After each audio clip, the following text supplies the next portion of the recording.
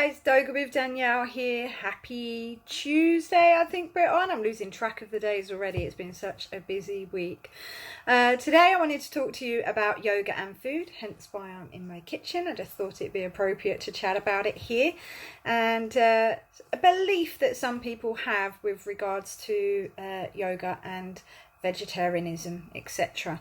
So let's get started. So as with any form of exercise, we will not reap the full benefit of the movement if we are not eating the right foods. Our muscles, organs, and vast network of amazing biology needs nourishment, especially if we are physically pushing ourselves. As we are made up of 60% water, we know that hydration is key to a healthy lifestyle, physically and mentally. However, hydration is not just water. For example, if we look at where water comes from on Earth, not just rain, we find our fresh drinkable water is found in springs. Spring water comes from an underground source and flows naturally to Earth's surface, collecting natural minerals along the way.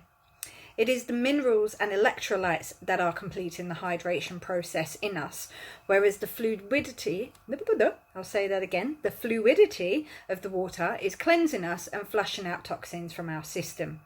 That is why vegetables and fruits are also extremely important in our diets, as they contain the earth's natural elements as well as their own unique vitamins to nourish us, because we are all connected, right? Tie that in with the yoga philosophy of ahimsa, one of the first yamas, non-harming. And you can see why it is thought that to be a true yogi, you must follow a vegetarian diet. However, also recorded in the Vedic texts is Ayurveda, meaning the science of life, which is a holistic approach to medicine. Ayurveda places great emphasis on prevention of illness and encourages the maintenance of healthy living through maintaining balance in our lives. It does this through mindfulness of our diet, lifestyle, and the use of herbs. Knowledge of Ayurveda helps us to understand how to create this balance of body, mind, and consciousness according to our own individual needs, and how to make lifestyle changes to bring about and maintain this balance for us personally. In Ayurveda, each person has a particular pattern of energy, an individual combination of physical, mental, and emotional characteristics, which reflects in our unique needs for balance. So what serves one may not serve another.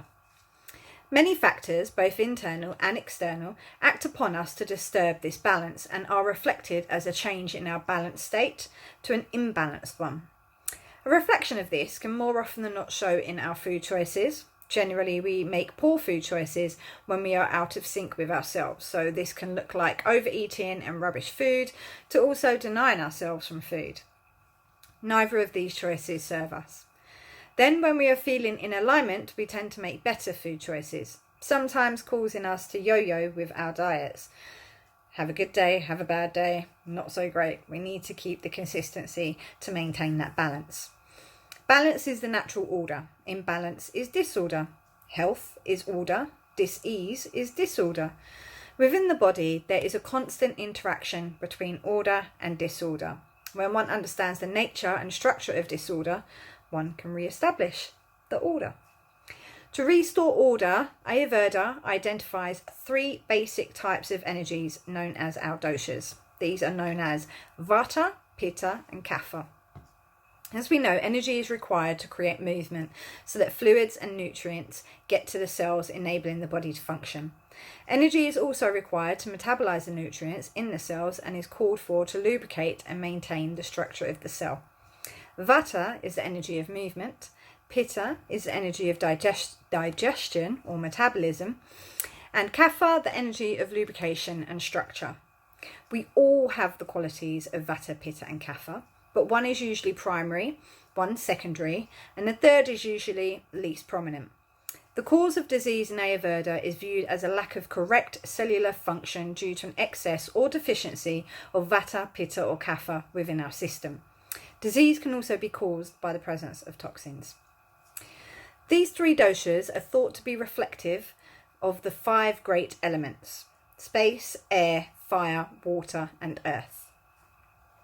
So we'll cover the very basics of Vata, Pitta and Kapha, but there is like a vast list that you can look up and go into more depth with those, but there's not enough time to start talking about that today. So Vata is a subtle energy associated with movement, composed of space and air. It governs breathing, blinking, muscle and tissue movement, pulsation of the heart, and all movements in a cytoplasm and cell membranes. In balance, Vata promotes creativity and flexibility. Out of balance, Vata produces fear and anxiety. Pitta expresses as the body's metabolic system, made up of fire and water. It governs digestion, absorption, assimilation, nutrition, metabolism, and our body temperature. In balance, Pitta promotes understanding and intelligence. Out of balance, Pitta arouses anger, hatred, and jealousy. Kapha is the energy that forms the body structure, bones, muscles, tendons, and provides the glue that holds the cells together, formed from earth and water. Kapha supplies the water for all bodily parts and systems. It lubricates joints, moisturizes the skin, and maintains immunity. In balance, Kapha is expressed as love, calmness, and forgiveness. Out of balance, it leads to attachment, greed, and envy. Life presents us with many challenges and opportunities. Although there is much over which we have little control, we do have the power to decide about some things, such as diet and lifestyle. To maintain balance and health, it is important to pay attention to these decisions. Diet and lifestyle has a massive impact when it comes to strengthening the body, mind, and consciousness. Within these doshas are specific dietary needs to support our particular systems. For example, some should have spicier foods to suit their active nature, and others, perhaps, should have meat to support theirs. So not all yogis should be vegetarian, as it will not suit them and it would make them ill. But does that not clash with ahimsa? In terms of ahimsa, the concept of non-harming, well, that must also apply to ourselves. Whether we are referring to our interactions with others, our relationships, or our occupation, while the Yoga Sutra is designed as a universal text, it must always be adapted to the individual. When it comes to your diet and practicing ahimsa, there are many ways to incorporate meat while staying true to the Yoga Sutra. Perhaps for you, the right approach is to eat meat only on certain days of the week or year. Or maybe the way the meat is fished or harvested is important to you.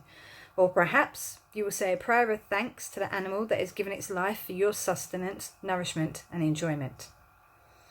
Ultimately, this consciousness and attention is what we hope for in our practice, to care for ourselves and others around us, to be present with our actions, and to make conscious and thoughtful choices, rather than reacting without thought, which often leads to suffering.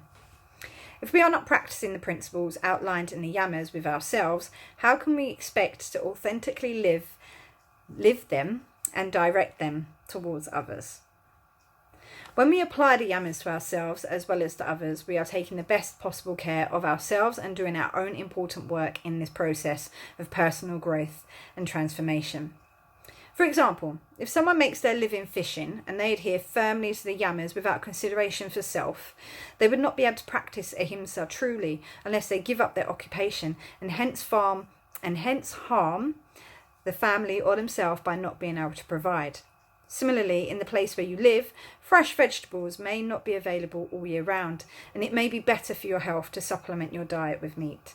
Likewise, depending on the time of year, eating meat may be more beneficial for your health, meaning that eating meat would be less harmful choice for our own well-being. Thinking about this, it makes sense if we then start to take into account people with allergies, but that's a whole nother spectrum. That is not to say that a diet should be full of more meat than is necessary. Predominantly a vegetarian diet is advised to be followed. However, to eat meat and practice yoga is not to be hypocritical. And being that the main source for hydration is from fruit and vegetables, we would be silly to overlook this important part of our diets.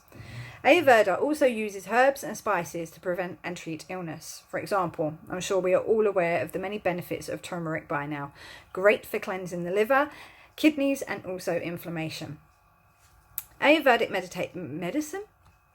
I'm speaking a bit quick now, aren't I? I'll slow it down. Ayurvedic medicine is a health practice all of its own, and I would encourage everyone to take a look and find out more, especially with regards to their own dosha. In the comments below, I will leave a link to a dosha test so you can discover what your body needs to help it find alignment. This is a link to the Pukka Herbs website, so do not be put off by it. I just used it as I feel it is a trusted link source, and I also found it to be reasonably accurate too when I did my test.